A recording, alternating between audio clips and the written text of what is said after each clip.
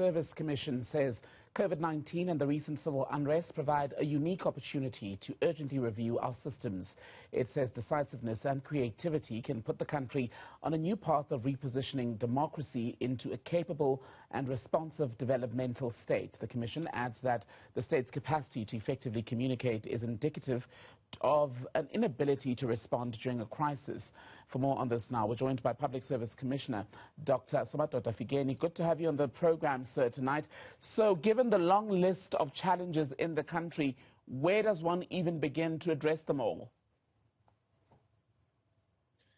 Well, I do think that if we can begin to put our minds together and say this moment of a deep crisis is the time when we put aside all other things which are peripheral and put national interest at the center and begin to address the fundamental causes of these problems at the very core.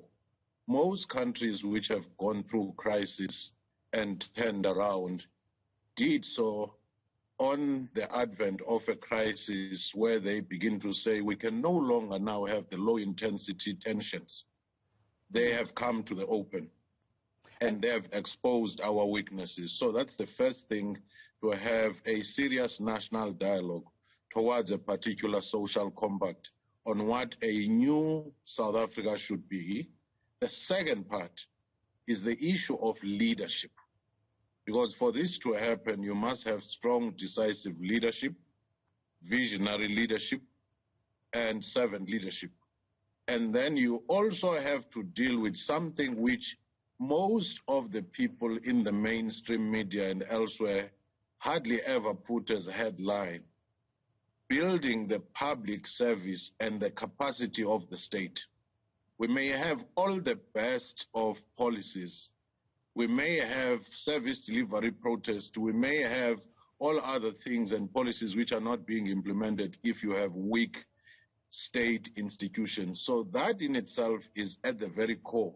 But unfortunately, headlines tend to focus on Eskom there because there are certain 100 billions and other things. At the heart of these things is who gets deployed, what are the values, what are the principles of those deployments, and what is the capacity of the state so that when you have a crisis of this nature, you respond.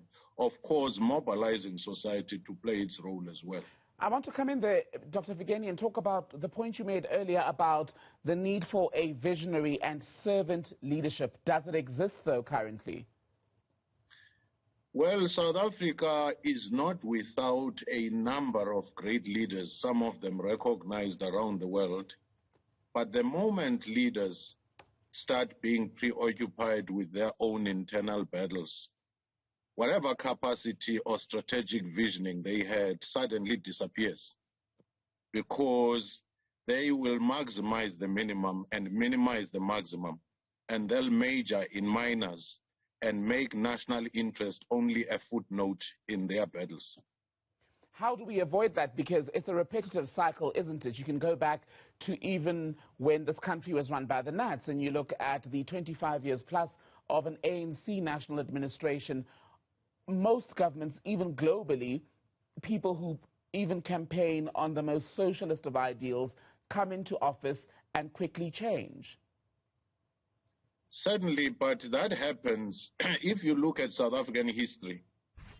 When you leave leaders to lead alone without the people having a sense of agency, then leaders do happen to take a detour.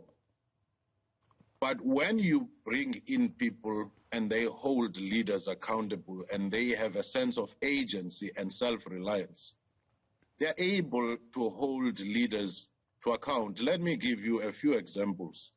In the 1950s, when there was mass defiance campaign against apartheid, communities were involved, different political parties and so forth.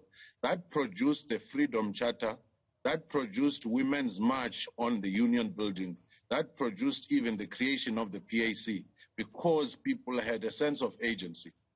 But the moment they retreat, they leave things to the leaders. In the 70s, the Black Consciousness Movement did the same. In the 80s, mass democratic movement, communities, sports bodies, church groups, and so forth knew that They were the co-authors of this destiny. So no leader had any monopoly of wisdom, and there was no search for a messianic leader per se to say, we will just follow this one person. So after 1990s, there was a demobilization of society, and as such, everything was left to leaders. And now it takes long before people realize that the social distance between leaders and the people has widened. But to mitigate that, certain reforms such as the professionalization of public service, some reforms and the review of our public service to make sure that it is corruption-proof and it is interference-proof.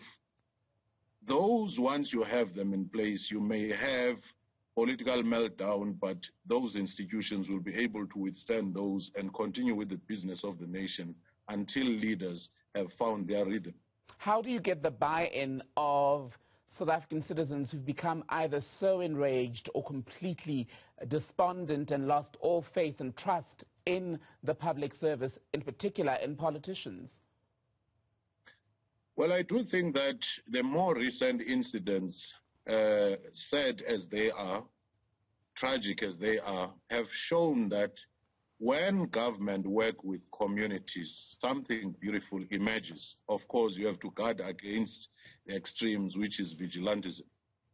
So when people begin to pay more VAT, they begin to pay more fuel. I mean, more for the fuel, more for the services they do not receive. They are beginning now to realize that there is nothing called government money. It is your money entrusted in the hands of government. So if you don't follow it and be a watchdog, then you are likely going to be a victim and a helpless victim. So a sense of activism, a sense of agency is very much important. There are opportunities for that. The Constitutional Court said there ought to be electoral reforms. That is the moment when the public can say, we want this kind of electoral system so that leaders are more accountable rather than hide behind a party list. Secondly, you have the professionalization, the framework for professionalization of public service, which is seeking public input and comment. Those are the spaces of reform that we ought to be looking at. There is a district development model which is being introduced. Again, participation of people to ensure that they are not hoodwinked by people who have a generous and a magical rhetoric when in fact credibility is not there. On that cautionary note then, yes, the unrest of early July was complex. There are various factors that had taken place, but I want to talk about the issue of the young, poor, black majority in this country who, yes, you could say were drawn in because they saw an opportunity. Some say people were manipulated precisely because they are so poor and desperate for some economic opportunities. Does what we saw in July signal the beginning of the warnings about a revolution by the poor for South Africa if nothing is done? Well, if the nation returns to business as usual, as Martin Luther King Jr. once said, then there will be a rude awakening. We've been seeing the torching of trucks via Moy River. We've been seeing the blocking of roads by different, stakeholders. We've seen the roads must fall. And that in itself, when you have such a youthful population wallowing in the valley of despair, not getting employment, having poverty, right now there is issue of food security. It compounds the issue, but at the heart of all these things is the issue of the apartheid geography and inequalities that have not been addressed.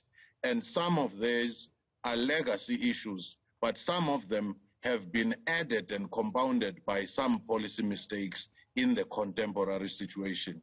So those are some of the things, and the youth should be at the center. Women should be at the center of all those particular interventions, or else if they are still as desperate as the situation is, we may have a situation worse than what we're experiencing. And rebuilding obviously would take time. I'm wondering, given the levels of fatigue and despondency and anger in South African society at the moment, especially about socio-economic issues, is there a patience among the public to bear with any kind of leadership that we may want to steer the country towards balancing the scales? That's precisely the problem. If you sit at home and wait for leaders to do everything because they are ready to govern, and you then wait for the next 5 years for elections, it is too late. But if you are involved, you are able to say there is a spirit of co-creation. You are the author of this future. You participate. At least that brings some hope if information is provided. And that also brings some insights, because some of these youthful groups have experiences of pain. Their social reality is pain.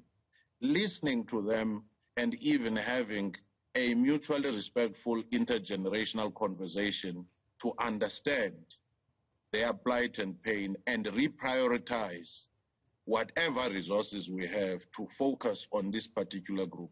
And of course, that can be done when you have uprooted corruption and patronage, because patronage and corruption looks for loyalty, not competence. And the results are disastrous. Institutions get weakened, rules are overridden. Dr. Somadoda Fikeni, Public Service Commissioner, good to speak to you as always. Thank you, sir.